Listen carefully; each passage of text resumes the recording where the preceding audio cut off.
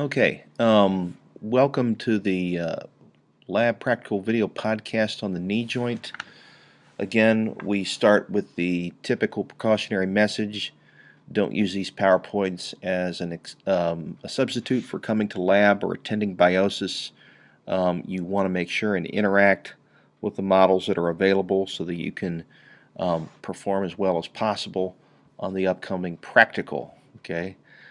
Um, So we'll start with a look at the knee joint, and what we want to do is identify each of the following markings. And what you've got here is the muscles as they're attached first to the quadriceps tendon, then uh, via the patellar tendon to the tibial tuberosity down here, which is this bone marking.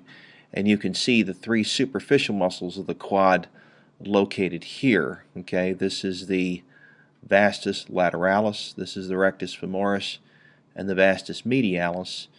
We're looking again at the proximal end of the femur here, where it articulates with the tibia and the fibula. So you want to be sure that you know what you're looking at.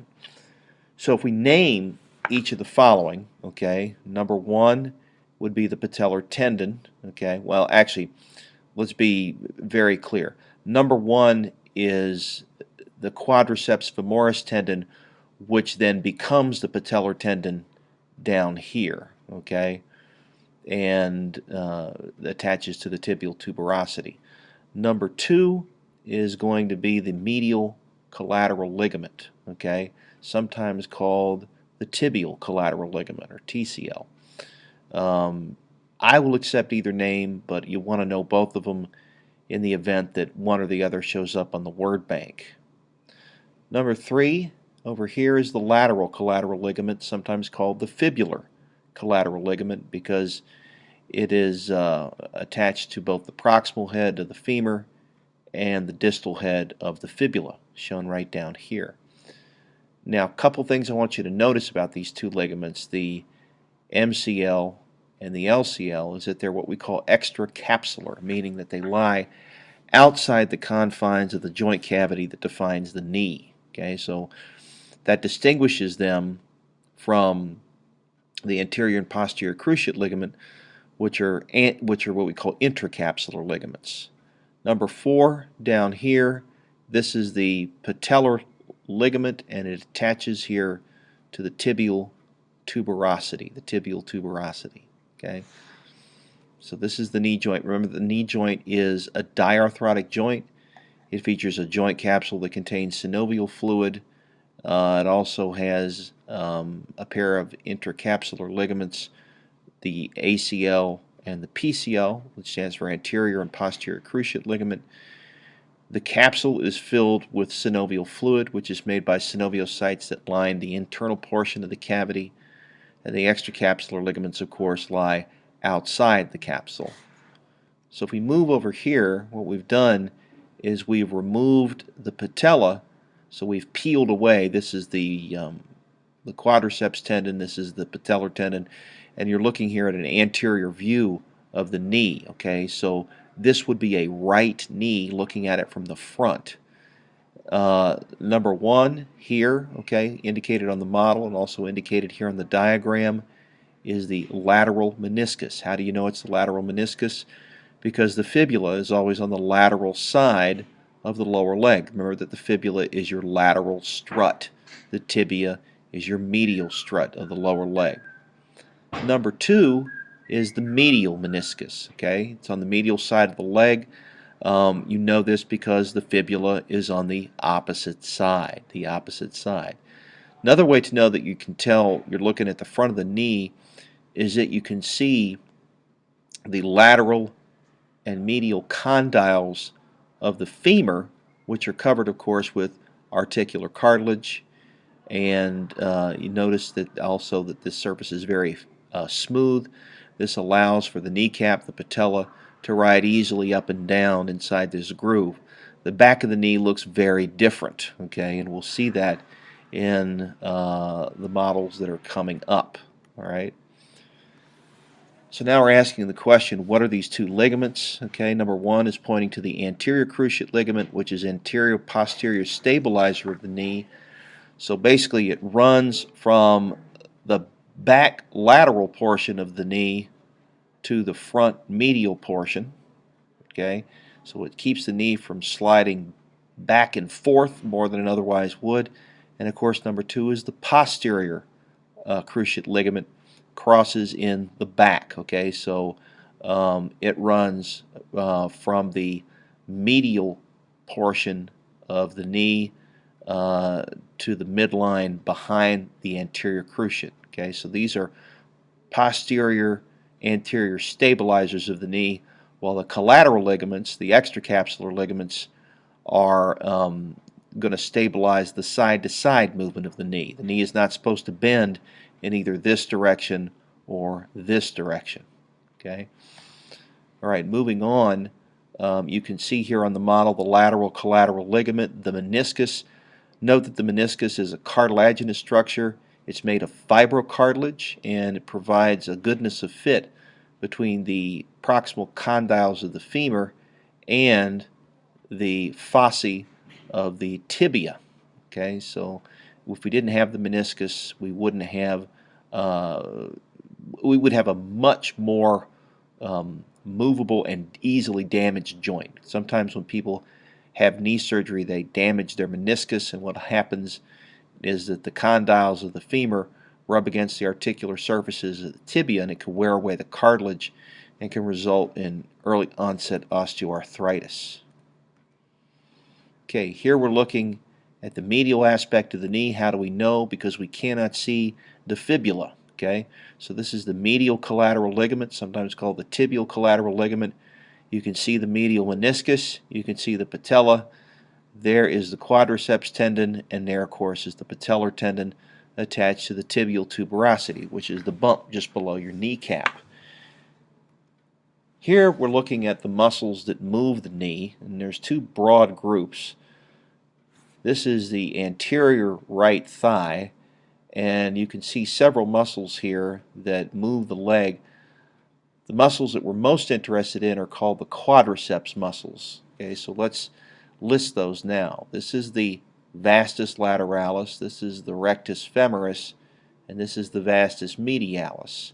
Behind the rectus femoris is the fourth muscle of the quadriceps group, known as the vastus intermedius. And you can see this on the models in lab if you remove the rectus femoris muscle from the anterior thigh. There's the quadriceps tendon, the patellar tendon, and there, of course, is the patella. These other muscles are also notable. This S-shaped muscle here is the sartorius. This is the tensor fascia latae, and this is the iliotibial band that inserts just below the kneecap. And this, of course, this muscle here combined with this muscle is the iliopsoas muscle. Okay, so a little muscle review for you guys. These are the adductors. Okay, you've got a series of adductors: the adductor longus, the adductor brevis, the adductor magnus, and the pectineus, and the gracilis, which is the strap-like muscle that runs on the most medial aspect of the thigh. You can see that here and here. And what they do is they all serve to bring the leg back towards midline. So to be clear, remember that the quads are these three muscles on the superficial aspect and the vastus intermedius behind the rectus femoris shown right here. So to review again, vastus lateralis, rectus femoris, vastus medialis. Now, if we turn around and we look at the muscles that are responsible for flexing the knee, bending the knee basically, we have the hamstring muscles. And going from lateral to medial, okay, just to orient you, this is the gluteus maximus, this is the gluteus medius, okay, this is the iliotibial band. And these muscles are the hamstring muscles, the biceps femoris shown here, okay, and the semitendinosus, which is the medial muscle of this group of three, okay, you can see that right here, and then underneath it, the semimembranosus muscle. The semimembranosus muscle you can see on either side of the tendinosus lies just underneath it. So the membranosus is deep, the tendinosus is superficial. So biceps femoris, semimembranosus here and here, kind of obscured by the gracilis, and the semitendinosus you can see right here. Okay, remember those three muscles are the hamstring muscles. They bend the knee. They bend the knee. Okay. Next question asks you to list the major flexors of the leg, and for each of these muscles, give the origin and the insertion, and what is the major nerve that innervates these flexors, and then to do the same for the extensors, list the origins and insertions and the major nerves that innervate them. Now, good source material for this is in the accompanying handout where I went through every muscle in the body, exhaustively detailing the origins and insertions and the actions, which is posted on Angel. But to summarize, if we look at the flexors, we can see the hamstring group first, okay, flexors of the leg. These include the biceps femoris, which has its origin at the ischial tuberosity and the head and lateral condyle of the fibula, and is innervated by the sciatic nerve. Okay, so that's the origin and insertion. Okay, ischial tuberosity, inserting onto the lateral condyle of the fibula, so that crosses the knee, and that's how we're able to bend the knee. Innervated by the sciatic nerve. The sciatic nerve is relevant because it's the thickest nerve in the body and the most easily damaged due to compression. The semitendinosus, of course, is also a knee flexor. It has its origin at the ischial tuberosity and inserts on the medial tibial head and is also innervated by the sciatic nerve.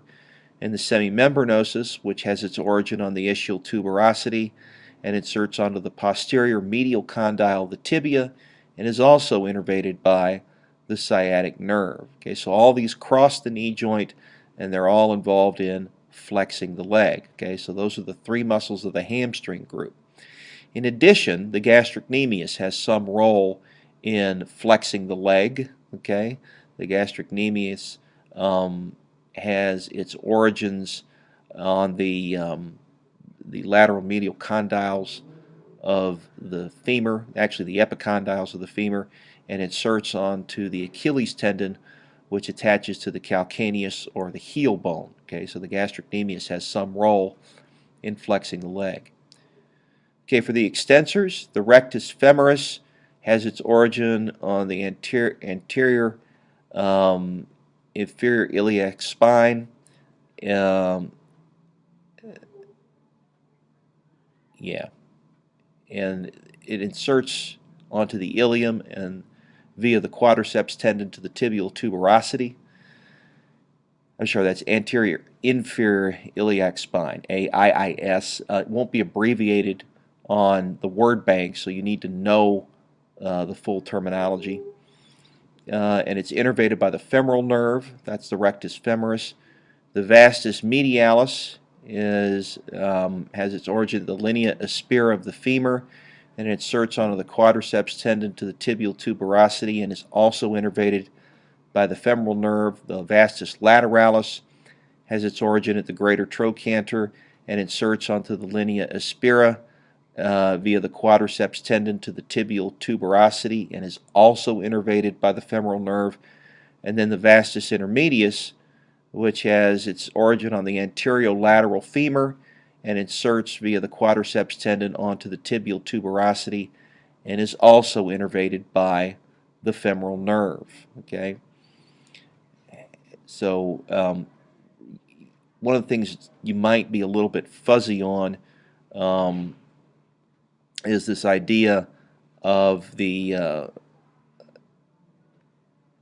the hip. Okay, remember that the os cox is made up of three major portions: the ilium, which is basically the bony prominence of your hip that you can rest your hands on when you put your hands on your hips; the ischium, which is the part that you sit on; and the pubis, which is the part that's anterior. So the rectus is coming off the ilium, okay, part that's that broad fan-shaped crest area that runs laterally and posteriorly in the os coxa. Okay, this is just a look at a knee sustaining a blow from the lateral aspect, and you want to identify the structures that are routinely torn by a lateral blow to the knee. That includes the anterior cruciate ligament, the medial meniscus, and the medial collateral ligament. You can see all of them torn here. Okay, there's the medial there's the medial collateral ligament, there's the medial meniscus, and there's the anterior cruciate. Okay, housemaid's knee is an inflammation of the prepatellar bursa, which is a fluid-filled sac that lies just anterior to the patella and is the result of basically kneeling for long periods of time doing manual labor. Okay, so it's an inflammatory condition of this bursa. Okay, then we end with a few true-false questions. First question, the anterior attachment point of the anterior cruciate ligament is on the tibia, okay, and that answer, of course, is true. Okay, remember that it crosses from the back of the femur and attaches to the front of the tibia at midline. Next question, the menisci of the knee are primarily composed of dense, regular connective tissue. That is false. It's composed of it's composed of fibrocartilage, okay, which is a different type of connective tissue than dense regular. Dense regular connective tissue is what ligaments and tendons are primarily made out of. Question number 3, the bursae are lined with synovial membranes. That's absolutely true. Question number 4, the fibula articulates with the femur, and that is false. The fibula articulates medially with the tibia and articulates proximally with nothing, okay? Or if you want to say it articulates proximally with the tibia, that would probably be more accurate, but it does not articulate at all with the femur if you look very closely at the knee model. Okay, question number 5. The common origin of all the hamstring muscles is the ischial tuberosity. That is true. And question 6, the common insertion point of the quadriceps femoris is the tibial tuberosity via the quadriceps tendon and the patellar ligament, and that is absolutely true. And then question number 7 is a little bit confusing. The knee joint by itself allows for circumdiction of the foot. And the answer to that is yes, it can, okay? But you probably more traditionally circumdict the foot at the ankle joint. So you can circumdict the foot either by using the knee joint alone or by using the ankle on its own. Circumdiction of the foot is commonly seen in people who have a prosthesis as a result of an amputation of the lower leg due to injury or accident. And what they have to do when they walk is they have to sort of bring the foot around in a sort of a semi-cone with its tip at the knee and the base of the cone by the foot in order to walk properly. And so you can do that all as a result of the knee joint. But again, the ankle also by itself allows for circumdiction of the foot. Okay? All right, hope that answers everybody's questions. Be sure to watch the video on the knee that's up on Angel. There's a couple of videos that I've loaded, and they go over the knee very thoroughly. And be sure to review the muscles that I've posted in the Lessons tab under Angel that go over the origin, insertion, and action of all the muscles that you need to know in preparation for the practical this coming weekend. Okay, so I'll see everybody in class, and have fun.